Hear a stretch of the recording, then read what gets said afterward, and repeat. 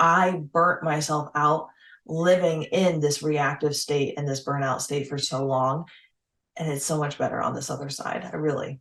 And certain things like that and repeating that, it creates a positive environment for your brain to feel comfortable. And eventually that will sink in and have a profound impact on your mindset if we do it enough.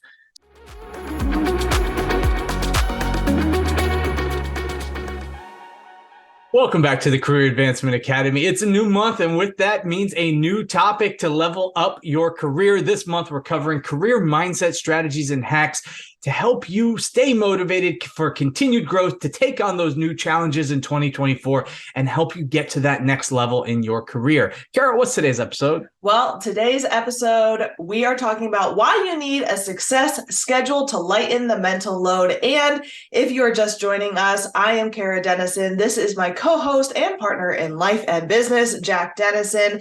And today, like we talked about in the title, we're talking about setting a success schedule. And the reason being is to help ease that mental load, because we've seen so many professionals that we've worked with, professionals like us in our lives, and people that are entering the new marketplace looking for a new job that become super overwhelmed trying to figure out, what do I do next? What do I do today? Right? And so when we allow the environment that we're in to be structured a little bit, it actually kind of allows us to have freedom in our lives because it eliminates some of that mental load. And in fact, Jack, how many high-performing professionals credit their success to meticulous planning and scheduling? Well, you've got our fact from Forbes, and that's 67% of high-performing professionals credit their success to meticulous planning and scheduling. I know for myself, it's something that I was adverse to implementing because I felt that extra energy to actually sit down and do it was something that was just taxing. But once I actually got over that and I put in the work to do that, all of a sudden things started flowing a little bit more. Absolutely. And this was something that was difficult for me too, right? I am not a stranger to talking about this on this podcast, but I'm neurodiverse, and it was difficult trying to figure out what is a schedule that works for me. And I was really stubborn trying to put this together. And I didn't want to, right? And there's this part of me inside that said, no, I don't want to follow a schedule. I want my freedom. I want to be able to decide what I want to do in that moment. And what Jack and I both found in our own lives is that it actually was working against us. And we found ourselves, for me in particular, and I'll kind of speak for Jack, and Jack, you can pipe in if you would like, but what we were finding is that every morning it became like the alarm would hit and we were starting a race. And I, for instance, would wake up and immediately that anxiety and panic would start setting in, right? And the first thing that I would reach for was my phone. What am I doing today? What's on my calendar? What is my email doing? Who's emailing me? Who do I need to respond to? And that would start dictating my day. And what I realized is that having that immediate moment of anxiety and panic at the beginning of the day set the tone for the rest of my day. And I hit the ground running with anxiety and panic, and it was a never-ending loop that just kept going. Right. And I felt like the day was running me instead of me running the day. I love that, that you bring that up. And one thing that I think a lot of our listeners need to know is when you are just get busy, you're just like, oh, I just got to do these things. Let's just say, for instance, you're in your job search, right? Fortunately, maybe you were let go and now we're looking for a new role. Maybe you're just thinking about, oh my gosh, I just need to apply to these jobs, and blindly thinking that is what I need to do to solve this immediate need of not having a job. But because we focus so hyper focused on certain things that we need to do, and we're not thinking about the big picture, what happens is we actually lose bandwidth in other areas to be able to manage ourselves, manage our schedule, and we start being less intentional. We start looking for the easier routes, right? Because when we're just running from thing to thing, we run into a thing called decision fatigue. And then all of a sudden, you don't want to put in the mental energy to think about, hey, what we're going to make tonight. Let's just pick up something from on the way home. And then that's probably not going to be something that's best financially for your budget or potentially for your body in terms of health. And then we're running in and creating bigger and bigger issues, and that deteriorating quality of your decisions after a long kind of runway of having to do a lot. Guess what that's going to run into? Burnout. So like Jack just said, is decision fatigue, right? It's a real thing. It's a real thing. And you most likely are already feeling this. If you're waking up every day and your immediate thing is having to decide, what do I do first? What do I do next? And you're consistently having to make decisions throughout your day. The definition of decision fatigue, like Jack said, is the deteriorating quality of your decisions made after a long session of decision making. Now, you might feel this, and this might be a very obvious thing if you are in a meeting, right? Say you're in a brainstorming meeting, you're with executives, you're with your team or whatever. Most of us, if you're in corporate or if you've been in a job, you know what this is like, right? After a long meeting, an hour or two, you're like, okay, I'm done. I can't decide anymore. Someone else just decide. But now let's apply that to your life. If you're starting your day trying to figure out, what do I do first? What do I do next? What is the priority I'm going to tackle first? That means that you're in that long session of decision making every single day, all day long. And what tends to happen is that executives, but all people, high achievers, people in general who are in this extended long session of decision making are prone to decision fatigue due to the multitude of choices that you're doing each and every day. And the other statistic that we have here is that 60% of professionals say that unexpected tasks often derail their day's plan. So now not only are you not knowing what you're doing every day, but 60% of the things that you're doing every day are unexpected, right? So now you're in this reactive state all day long. And what is a reactive state? It's you're putting you into sort of a fight or flight mode, right? Where your adrenaline is pumping all day long and your body gets exhausted. And like Jack mentioned, you can easily get put into a state of extended stress and burnout. And frankly, you can't sustain that for a very long time. So, Jack, what is reactive scheduling, just for those who might not know what that is? Yeah, it's just where you simply react to the tasks and events as they come up rather than following a simple and planned schedule. Mm-hmm. This type of scheduling just adds stress and diminishes your productivity by and large. It's like, hey, we need to go do this. This just came up. Okay, that happened. And now that just kind of throws your whole day into a whirlwind where every single action after that, it feels stressed, it feels rushed. And then all of a sudden you get to the end of your day, you're like, can I just have a minute to breathe? Yeah. And if you're a high professional, you have family, you've got other commitments, potentially you don't even get that minute. Exactly. And then we're not even going to go into this, but I'm just going to touch on it for a quick second about multitasking, right? I'm sure you've all heard about how multitasking, it feels like you're being productive, but the fact is that you're actually less productive on those tasks because you're spending less of your intentional time and energy on each of those tasks. And it takes somewhere, I don't have the statistics for this, but somewhere between, I don't know, I'm not going to actually say it, but there's multiple minutes in order for you to get your attention span back on the task at hand when you are distracted. I think I've heard that be as low as 2 and as high as 20. Yeah. Yeah, it's a lot, right? And so think about that, right? Just take a moment. If you're listening to this podcast or watching this YouTube video, just take a moment and think about the day that you started today or yesterday, if you're listening to this in the morning, right?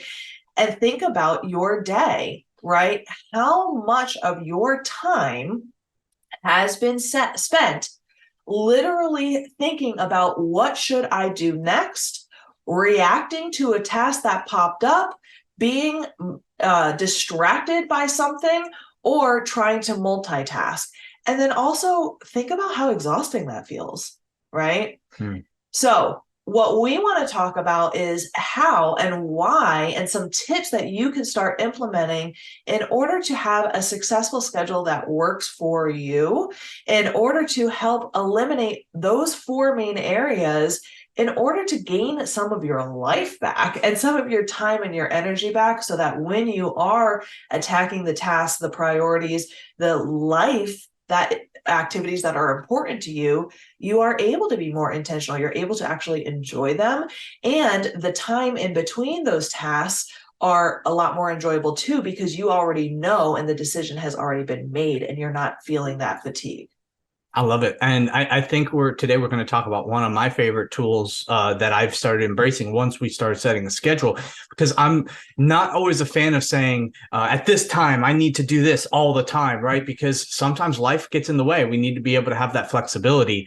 And so today we're going to be talking about time blocking when creating that success schedule. And 74% of workers say that a flexible schedule improves their work-life balance. And how does time blocking assist here? It assists because if you say to yourself, from 8 to 10 in the morning, say you're in a job search, I'm going to research these activities or these certain companies. And then maybe I'm going to start sending some outreach to individuals throughout that period of my day. But something comes up that day. Maybe your car needs to go into the shop and you need to drive it and drop it off for whatever reason that morning. Well, hey, because it's a time block, now you can slide that time block to another part in your day, slide it down so that you can actually move those things, have that flexibility for life, but still know, hey, these are things that need to be done. These are priorities. And then you can still be able to focus and knock those things off your list. Mm-hmm. Some actionable tips in order to get into this time blocking way is to, one, first set some boundaries in your workday so that you can start shifting from reactive to proactive scheduling. So first and foremost, before we even get into this, so I love that Jack is talking about time blocking because this is a huge, huge win. You might not feel like you can get into a proactive scheduling because you're feeling like potentially you're have obligations to your work, your boss, your coworkers, your team, whatever it is. What I highly recommend first and foremost is set some loose and kind of wide boundaries around your workday and your work schedule, so that this is like your big time block. Hey, I'll be in or clocked in, or I'll be in the office at this time and I'm leaving at this time. And that's your first big time block. And then really set that boundary where you're going to be off, you're going to be unavailable, and that's going to help with your work-life integration and your work-life boundaries, right? The other thing that Jack is mentioning is to always account for those interruptions and allocate time for unexpected tasks, because let's be honest, right? 60% of our tasks are unexpected. So we have to kind of account for that in that schedule. So when it comes to time blocking, another stat that we have is 74% of workers say that a flexible schedule improves their work-life balance. So let's be honest. Sometimes you can't have that, okay, 9 to 5, I'm only going to be working on work. Sometimes we need to have that work-life integration. Sometimes a doctor's appointment comes up, you have to drop your kids off, or you have to run and do an errand or whatever, right? Why time blocking works so well is that, and how it works, right, is that you look at the tasks or you look at the projects that are on your plate and you allocate time for them. The tip that I want to give you is to budget more time than you think is available or that you need for that task, right? The reason why you want to do this is because it sets contingency time for that block, for those unexpected tasks. To take this a next step further, we like to set contingency blocks into our calendars. So you might have a time block for, checking your email in the morning, might be a half-hour time block or whatever. Then you have a time block to work on long-term projects. You have a time block to work on short-term tasks. And then you might have an extra half-hour time block in the middle of your day to work on unexpected tasks, to answer unexpected emails that come in. And then what we have at the end of our day is another contingency time block to make sure that we have a half hour to an hour blocked off for any additional tasks that come up. Placing this hold on your calendar is going to allow you to have that space and flexibility to flex your time blocks as needed. I love that. And I think this is also something that we found once we kind of integrated it past the professional, we started integrating it into all areas of our life. We were able to gain a lot extra bandwidth to be able to do more things, even in our personal lives, to be able to enjoy more intentional time at the end of the day, because we knew X, Y, and Z were done. and this time was being allocated towards something. And then we were able to be intentional and show up for that, whatever that is.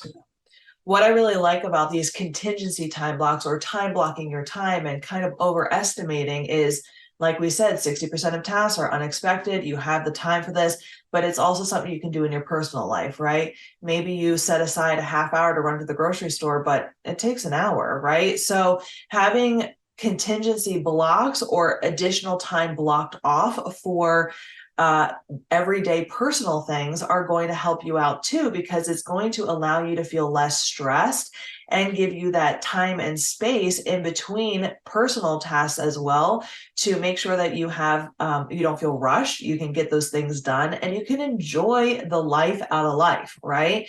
This means that at the grocery store, you can take your time because you have that time allocated. When you're visiting friends and family, you can enjoy that instead of feeling like you're constantly being held to a clock.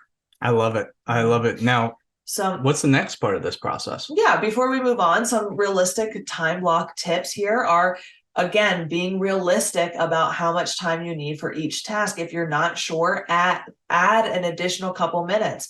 If you're not sure and you think it only takes 30 minutes, add an additional 15. If you think it's going to take an hour, add an additional half hour. And then what I always recommend after this is, as you're implementing the schedule, do a quick audit at the end of the week and see to yourself, how long did it actually take? I budgeted an hour, but it only took me 40 minutes. Okay, great. Next time I know I will only need to budget 45 minutes, right? The second tip is to really be careful about overloading your schedule. This is going to lead to stress and burnout. When we first started this scheduling and really being proactive about our schedule, we felt really great. Like all of a sudden we could take on the world. And then we realized that things happen in between the time blocks. For instance, we weren't accounting for bathroom breaks, having conversations in between, checking in, all those other things. So again, really making sure that you have that buffer time in between. That's really going to be something that's really important as well. I loved the tip that you mentioned earlier as the end of day wrap up, because that's an excellent, yeah. That you had alluded to it a little bit earlier, but adding in the end of day wrap up really allows you to have that pause before just kind of leaving the office or leaving whatever it is you're doing, and really making sure you've set yourself up for success for tomorrow, but that nothing fell through the cracks, and that you were able to, at least if there was something needing to be done, notate that you need to do it tomorrow, so that this way, again, it doesn't fall through the cracks. It has helped me immensely as somebody who always try to keep something in my head, or not necessarily always write them down. Having that kind of time at the end of the day is great to get those things out of the head. End of day wrap-ups are fantastic. Let me tell you a little bit tactically and why they're so important. What is an end of day wrap up? You only need 15 to 30 minutes to get this done. But what you're going to do in your end of day wrap up is you're going to first look at everything that you did that day. How long did it take you? Did you budget enough time? Look at your to-do list. Did you get everything done? And what did you not get done that you need to carry over to tomorrow? That's the first part. The second part is you're going to look at your day tomorrow, right? So remember at the beginning of the podcast where I used to wake up every morning and be like, what am I doing today? I like all that other stuff. You're going to do that the day before so that you can remove that mental load from your plate throughout the night, during your personal time, throughout the morning, the next morning. You're going to do that before you leave the office. And you're just going to say, here's a quick to-do list of what I'm going to be doing. I'm going to block off my time so that I know exactly when I'm going to be doing it. And then I'm going to remove it from my mental plate because I've already done it. That 10 minutes, that 10 to 15 minutes of planning your day the next day, it actually saves you hours of mental energy because you're not sitting there wondering throughout the night or the next morning, what am I doing? Should I have done this? Blah, blah, blah, blah, right? Because you've taken and you've set yourself aside 20 to 30 minutes to make sure that you do that. You're intentional about it and you've set yourself up for success. It sounds like you've really incorporated how you want to feel as you're going through the day into this process. And that's kind of really what we're looking to do, right? Is we're looking to align our mental state that we want with the schedule that we have in front of us. And 81% of professionals feel that positive mindset contributes significantly to career success. Absolutely. And we here at Optimized Career Solutions, Jack and I, we're not here to be toxic positivity people. In fact, next week, we would love for you to tune in about how a neutral mindset is actually going to get you further than a positive mindset. And here's just a quick teaser is that positive mindset, if you're constantly sitting in a negative mindset, it's going to be hard to get up to a positive one, but it's much easier to get to a neutral one. And that is actually more effective.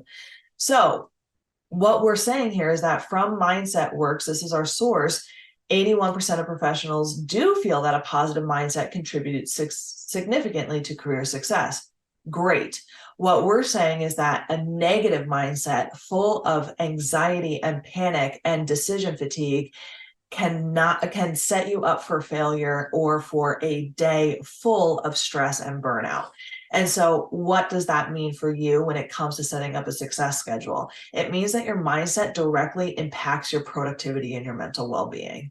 And what we have found working with thousands of professionals over and over again in some of the most difficult times of their life, right? A job search, is that people can learn tactics, they can learn skills, they can learn strategies, but the biggest indicator of success is your mindset.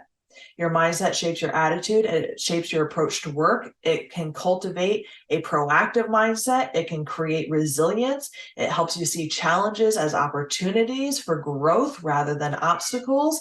And it is going to set the tone for your day. And so what I want to really hone in for is that Jack mentioned this, is that visualizing your next day at the end of your current day is going to help you remember how you want to feel the next day, right? So diving in and imagining that task being completed successfully and achieving your goals is going to help reduce your anxiety and boost your confidence and prime your brain for success.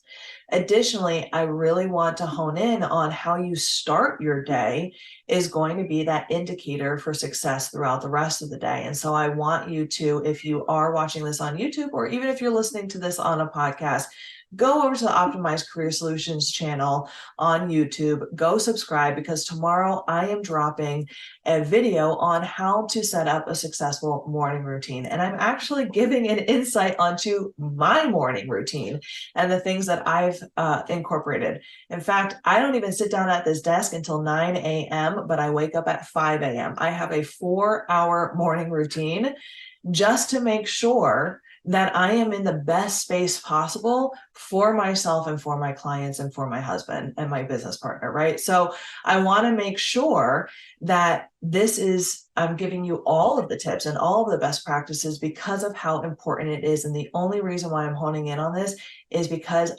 I burnt myself out living in this reactive state and this burnout state for so long. And it's so much better on this other side. I really believe that. And if you want a little extra to kind of reinforce those positive beliefs, you can attempt something like repeating affirmations. You can tell yourself these things in the morning. You can say things such as, I am capable, I'm in control of my day, and certain things like that. And repeating that, it creates a positive environment for your brain to feel comfortable. And eventually that will sink in and have a profound impact on your mindset if we do it enough. So I recommend you really try to work and play with these transformational changes and these practices that we've discussed, because it can be very, very empowering, especially if you're in your career and you're looking to try to exceed and excel and get to that next level, especially if you have a lot on your plate. Absolutely. What we want you to take home from this podcast is the fact that if you are a high achiever, if you are looking to advance in your career, there is going to be a lot on your plate. And most high achievers tend to, what we have found, put themselves last or get into habits like perfectionism, people pleasing, and a lot of other things that create this decision fatigue, create a reactive state, and it creates a prolonged stress and burnout state. What we have found to be successful in our lives and the lives of multiple of our clients is simply putting together a proactive success schedule. The reason being is that it sounds simple. However, when implemented and followed, it eliminates hours hours of mental stress and load, and it helps you feel like you are empowered and in control of your day, while also allowing you to have the freedom to really be intentional and live the life you want to live. I highly, highly recommend, if this is something that you are struggling with, make sure that you're subscribed to this podcast, subscribe to our Optimized Career Solutions channel, because the entire month of November, we are dropping twice a week a YouTube video or a podcast on mindset hacks that have literally changed our lives and the lives of our clients in order to advance in their careers and live a more impactful life. As we wrap up today, just remember, elevating your career and mindset is a shared journey. Join our community on Facebook, Instagram. Please reach out to us on LinkedIn if you have any questions. We'd love to hear from you, or on our YouTube channel. We love interacting with our comments. Or if you would like, if this is something that you're struggling with, or if you are potentially looking to embark on a job search, you can set a free consultation with Jack or myself. You can do that at www.optimizedcareers.com. We would love to speak with you on this.